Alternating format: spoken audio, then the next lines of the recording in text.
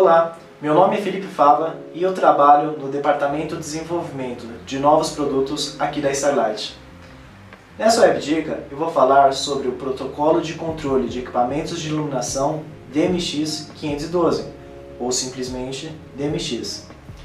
Essa web dica está dividida em 3 partes. Na primeira web dica vou falar sobre a história do DMX e vou fazer uma pequena introdução a esse protocolo. Na segunda parte, vou falar sobre os aspectos técnicos do DMX512. E na terceira parte, vou mostrar um exemplo prático de aplicação desse protocolo. Ao final dessas 3 webdicas, você possuirá bagagem teórica suficiente para montar um projeto básico de iluminação controlado por DMX. Vamos falar um pouco sobre a história do DMX. No final da década de 50, em estúdios de TV e em teatros, o controle de iluminação era feito através de potenciômetros ou resistores. Resistores são grandes e dissipam muito calor, fazendo que fosse necessário uma sala específica para o controle de iluminação.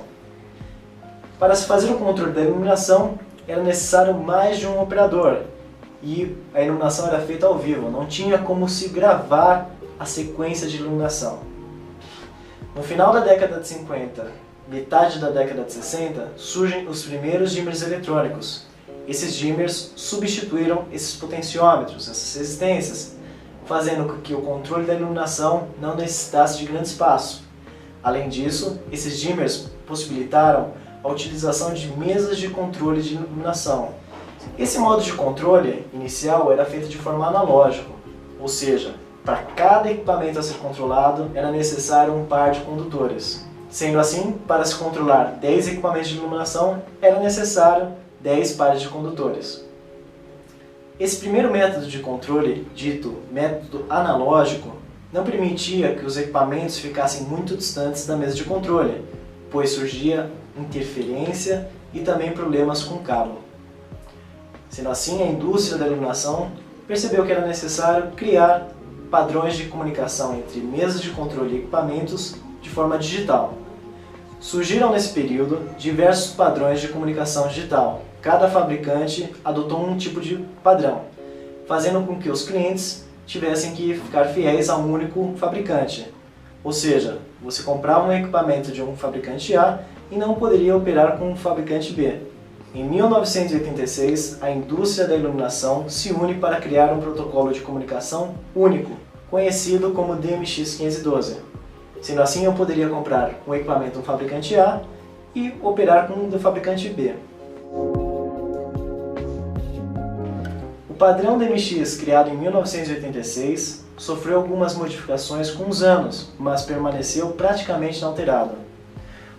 O padrão DMX especifica a utilização do conector XLR5 para fazer a interconexão entre os equipamentos.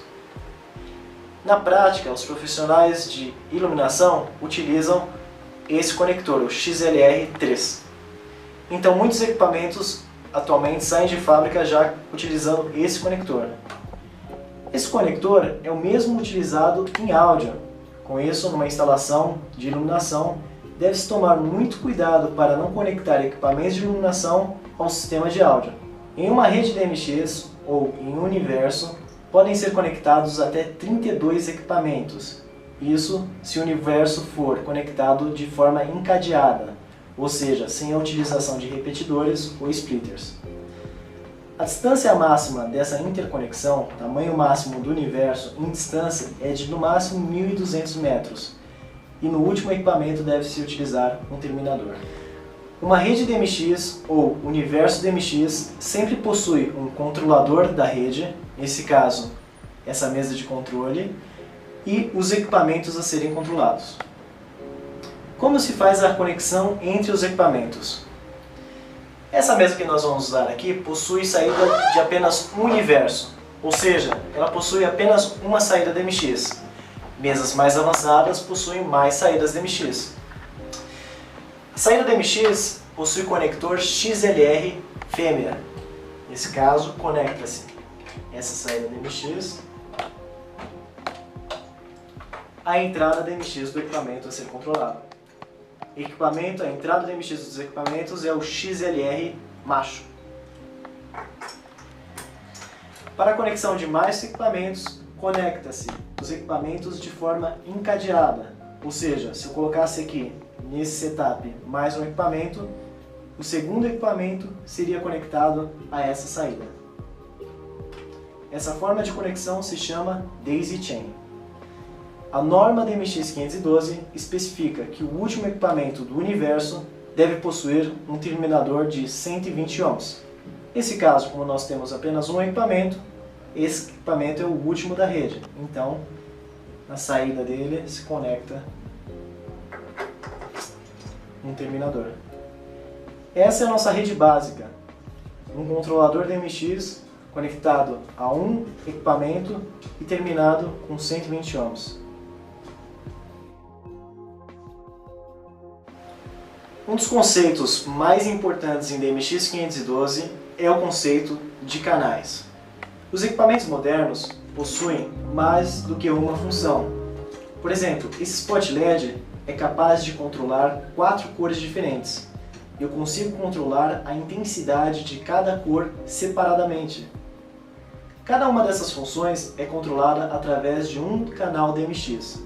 Ou seja, cada função do equipamento é controlada por um canal.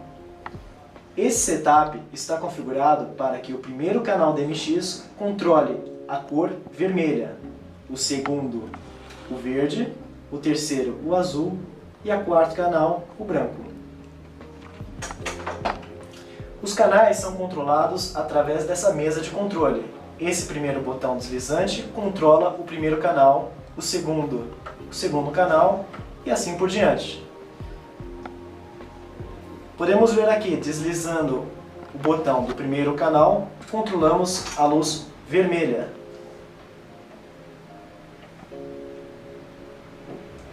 Deslizando o segundo botão, controlamos a luz verde. O terceiro botão controla a terceira função, que é a luz azul. E o quarto botão controla a cor branca, a intensidade da cor branca. Aqui montamos um exemplo básico de operação do DMX512. Na próxima webdica abordarei mais profundamente detalhes técnicos sobre as redes DMX512 e problemas enfrentados na instalação dos equipamentos de iluminação. Para mais informações, dúvidas ou sugestões, entre no nosso website no www.star.ind.br. Até a próxima webdica!